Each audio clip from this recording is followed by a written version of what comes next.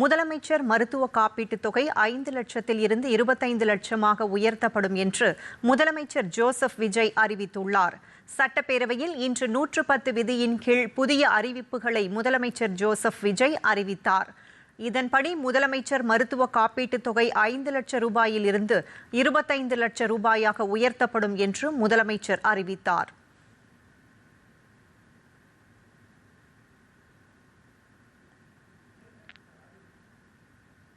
முதலமைச்சரின் விரிவான மருத்துவ காப்பீட்டு திட்டத்தின் இலவச மருத்துவ சிகிச்சைக்கான மருத்துவ காப்பீட்டுத் தொகை ஆண்டொன்றுக்கு தற்போதுள்ள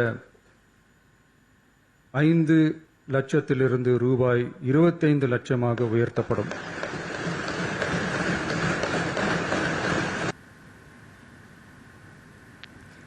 சென்னை பெரம்பூரில் 300 கோடி ரூபாய் செலவில் 400 படுக்கைகள் கொண்ட பன்னோக்கு உயர் சிறப்பு மருத்துவமனை அமைக்கப்படும் என்றும் 110 விதியின் கீழ் முதலமைச்சர் ஜோசப் விஜய் அறிவித்தார்.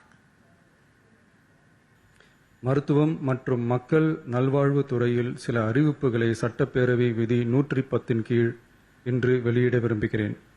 வடசென்னை மக்களுக்கு உயர்தர மருத்துவ சேவை எளிதில் கிடைக்கும் வகையில் பெரம்பூரில் ரூபாய் 300 கோடி மதிப்பீட்டில் 400 படுக்கைகள் கொண்ட உலக தரத்திலான பன்னோக்கு உயர் சிறப்பு மருத்துவமனை அமைக்கப்படும்.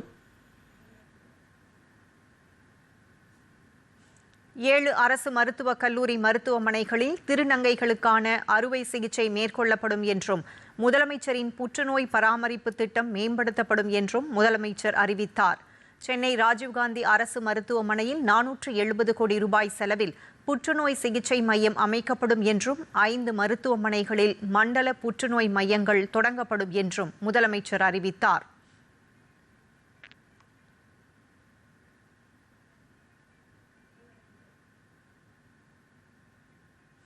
பால் உற்பத்தியாளர்களின் நலனை கருத்தில் கொண்டு ஆவின் பால் கொள்முதல் விலை லிட்டருக்கு 38 ரூபாயில் இருந்து 41 ரூபாயாக அதிகரிக்கப்படும் என்றும் முதலமைச்சர் ஜோசப் விஜய் அறிவித்தார்.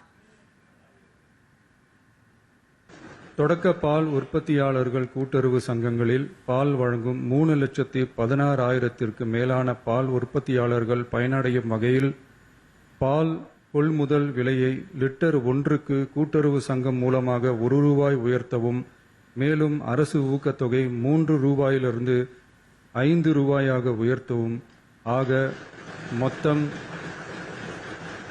1 லிட்டர் கொள்முதல் விலை 38 ரூபாயிலிருந்து 41 ரூபாயாக உயர்த்த அரசு முடிவு செய்துள்ளது. இந்த கொள்முதல் விலை உயர்வால் கூடுதலாக ஒரு மாதத்திற்கு ரூபாய் 30 கோடியும் ஒரு ஆண்டிற்கு 360 கோடியும் செலவாகும்.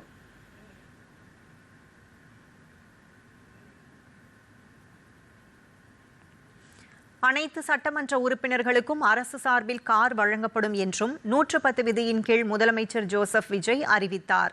ஓட்டுநர், எரிபொருள் மற்றும் பராமரிப்பு செலவுகளுக்காக மாதந்தோறும் 75,000 ரூபாய் வாகனப்படியாக வழங்கப்படும் என்றும் முதலமைச்சர் தெரிவித்தார்.